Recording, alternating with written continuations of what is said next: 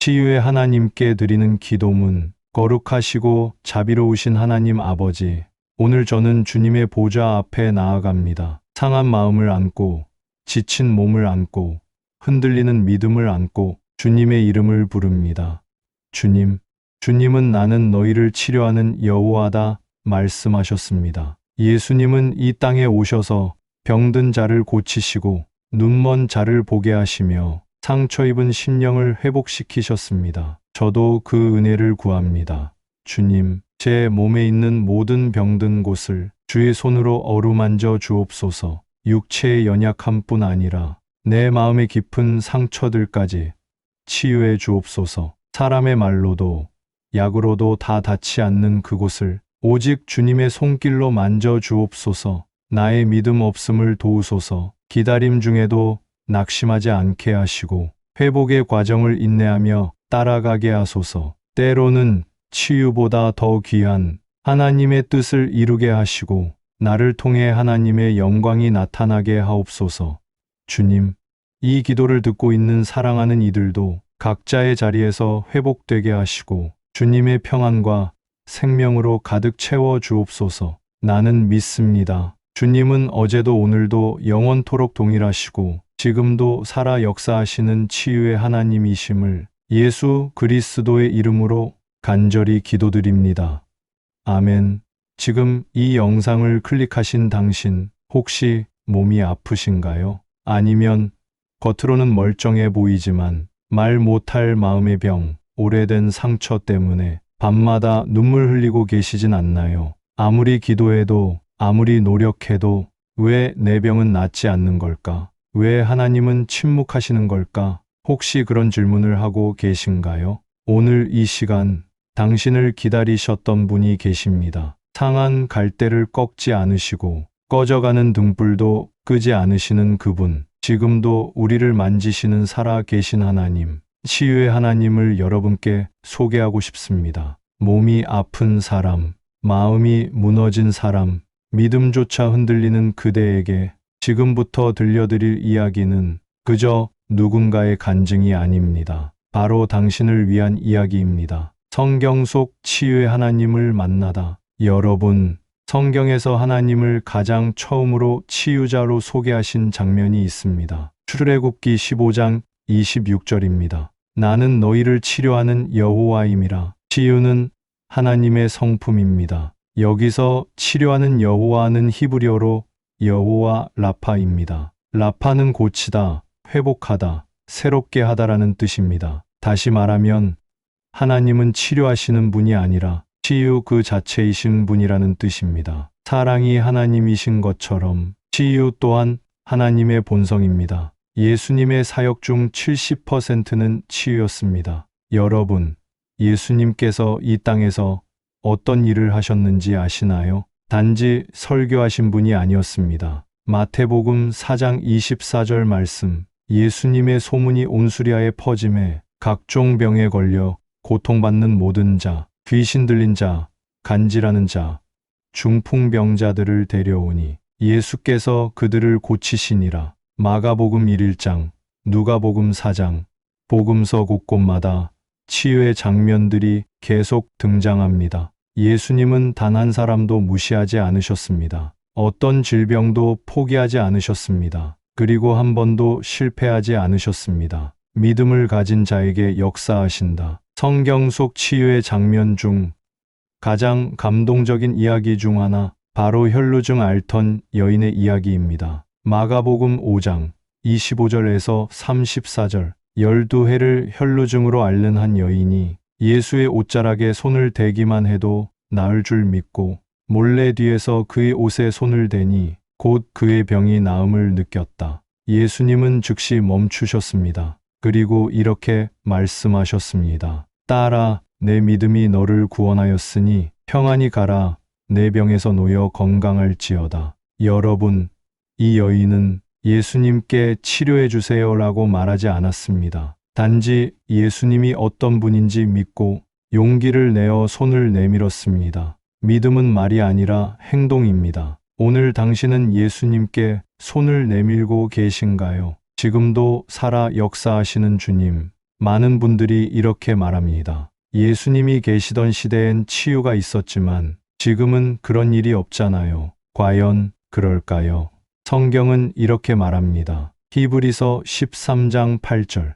예수 그리스도는 어제나 오늘이나 영원토록 동일하시니라. 그렇습니다. 예수님은 지금도 우리를 고치십니다. 의사를 통해, 약을 통해, 기도를 통해, 혹은 직접 손대어 만지시는 기적을 통해 지금도 살아 역사하십니다. 기적이 사라진 것이 아니라 믿음이 사라진 것 아닐까요? 오늘 우리는 하나님의 성품으로서의 치유, 예수님의 공생의 솟끝없는 치유, 그리고 믿음을 가진 자에게 지금도 역사하시는 주님을 살펴봤습니다. 2부에서는 이 말씀들이 지금 이 시대, 우리 삶 속에서 어떻게 실현되었는지 실제 간증과 기적의 이야기들을 함께 나누겠습니다. 그 놀라운 이야기 속에서 여러분의 믿음도 회복되기를 기도합니다. 2부, 살아있는 치유의 간증들. 2부에서는 지금 이 시대, 하나님의 치유가 어떻게 살아서 역사하는지 실제 간증과 사례들을 통해 말씀드리려 합니다.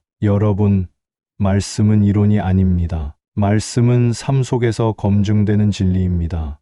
죽음에서 돌아온 남자, 미국 애틀랜타의 한 청년, 데이빗은 심장마비로 갑작스럽게 쓰러졌습니다. 병원 기록에 따르면 심장이 멈춘 시간은 17분, 의사는 사망 판정을 준비했고 어머니는 병원 바닥에 무릎을 꿇고 울며 기도했습니다. 주님, 제 아들을 데려가지 마세요. 아직 그가 해야 할 일이 있어요. 주님, 그를 다시 살려주세요. 바로 그 순간 의료진이 놀라며 외쳤습니다. 심장이 다시 뛰고 있어요. 데이빗은 깨어났고 완전히 회복되었습니다. 그리고 그는 지금 선교사가 되어 자신의 생명을 되찾아 주신 예수님의 이름을 전하고 있습니다. 여러분, 이건 단지 드라마 같은 이야기가 아닙니다. 살아계신 하나님이 지금도 역사하시는 증거입니다. 암이 사라진 밤, 한국의 한 자매, 50대 초반에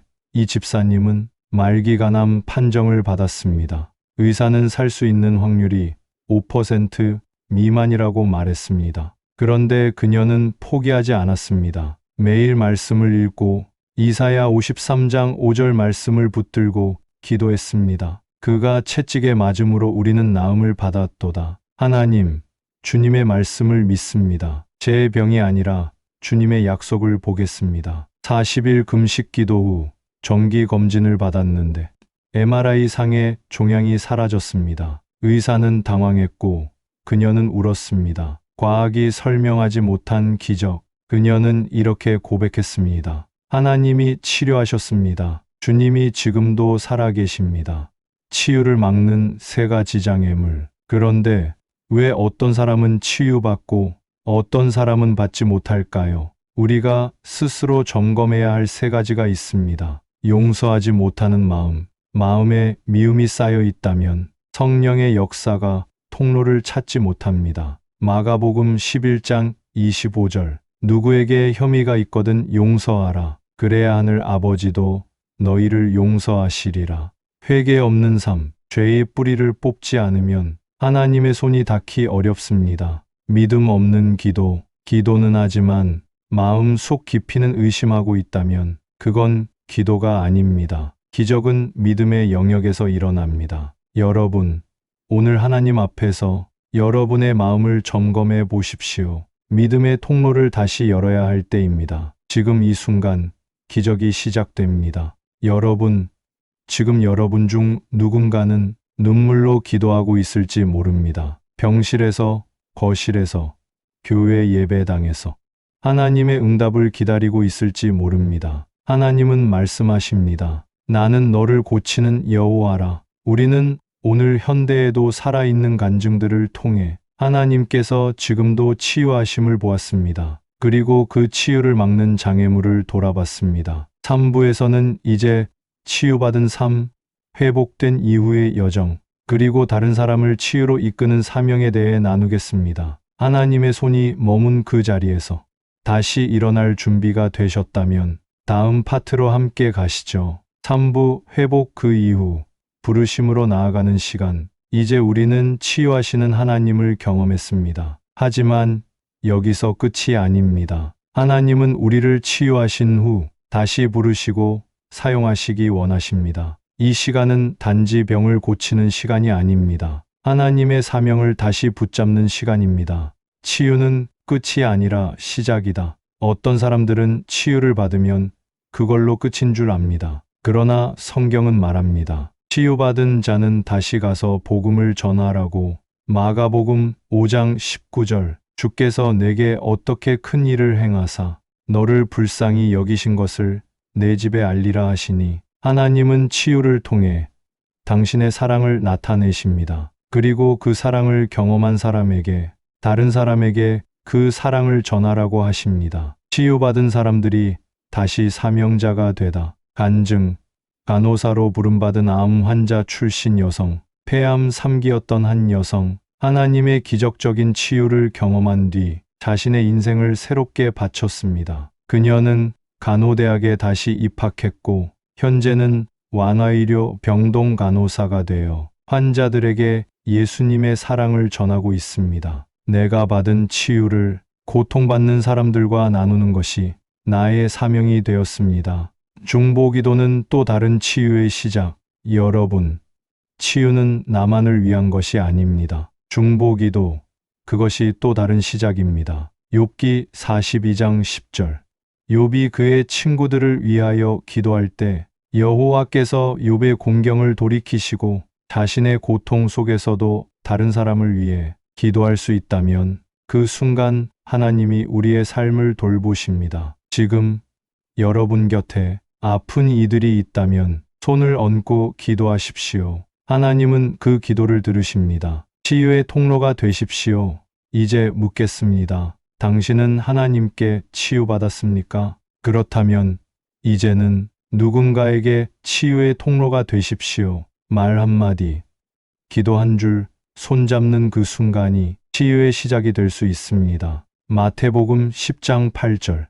병든 자를 고치며 죽은 자를 살리며 나병 환자를 깨끗하게 하며 귀신을 쫓아내라. 너희가 거저 받았으니 거저 주라. 우리는 치유를 거저 받았습니다. 그러니 그 사랑도 거저 전합시다. 함께 드리는 치유의 기도. 여러분, 아픈 부위에 손을 얹으시기 바랍니다. 사랑의 하나님, 주의 임재 속에 머물게 하심을 감사합니다. 지금 이 시청자들 중에 마음이 지친 사람, 몸이 아픈 사람, 눈물로 밤을 보내는 사람, 주님께서 친히 찾아가 주시옵소서. 주여, 우리의 질병을 만져주시고 우리의 상처에 기름 부어주시며 믿음 없는 영혼에 다시 불을 붙여 주시옵소서. 예수님의 이름으로 치유와 회복과 자유를 선포합니다. 지금 이 시간 암은 떠나갈지어다. 우울은 사라질지어다. 마음은 평안을 얻을지어다. 몸은 온전케 될지어다. 하나님, 이제 저희를 치유의 통로로 사용해 주옵소서. 세상으로 나아가 주님의 사랑을 전하게 하소서. 예수님 이름으로 기도드립니다. 아멘. 사랑하는 여러분, 우리는 지금 치유의 하나님을 만났습니다. 그분은 과거의 전설이 아니라 지금도 살아계신 하나님이십니다. 우리가 함께 드린 기도, 말씀, 눈물, 고백, 그 모든 순간 속에서 하나님은 조용히 그러나 분명하게 당신의 마음을 만지고 계셨습니다. 혹시 아직도 아픔이 남아 있습니까? 그렇다면 기억하세요. 치유는 때로 즉각적으로, 때로는 과정 속에서 완성됩니다. 포기하지 마십시오. 기다리십시오. 하나님은 당신을 절대 놓지 않으십니다. 오늘 이 영상을 보신 것은 우연이 아닙니다. 누군가는 지금 눈물 속에서 이 메시지를 붙잡고 있습니다. 누군가는 가족을 위해 간절히 기도하며 이 시간에 머물렀습니다. 그리고 어떤 분은 오랜 시간 병으로 눌려 있다가 처음으로 하나님이 나를 사랑하신다는 그 믿음을 다시 품었을지도 모릅니다. 그 모든 분들에게 이 말씀을 전하고 싶습니다. 시편 30편 2절. 여호와 내 하나님이여, 내가 주께 부르짖음에 나를 고치셨나이다. 하나님은 오늘도 당신을 보십니다. 당신의 이름을 아십니다. 당신의 눈물을 기억하십니다. 그리고 말씀하십니다. 내가 너를 고쳤다. 사랑하는 시청자 여러분, 이 치유의 시간이 당신의 삶 전체를 새롭게 하는 출발점이 되기를 기도합니다. 그리고 오늘 받으신 사랑을 누군가에게 전해주시기를 간절히 바랍니다. 당신도 치유의 통로가 될 수 있습니다. 끝으로 함께 고백하겠습니다. 눈을 감고 손을 가슴에 얹고 마음으로 따라해 주세요. 하나님, 감사합니다. 당신의 사랑으로 나를 치유하셨습니다. 나의 삶을 회복하셨습니다. 이제 나도 다른 이의 회복을 위해 살아가겠습니다. 나를 사용해 주세요. 하나님의 사랑을 전하는 자로 예수님의 이름으로 기도드립니다. 아멘. 하나님은 당신을 사랑하십니다. 그 사랑은 지금도 살아 움직입니다. 그리고 당신은 그 사랑의 증거입니다. 오늘도 공급해 주시는 주님께 모든 영광을 돌립니다. 감사합니다.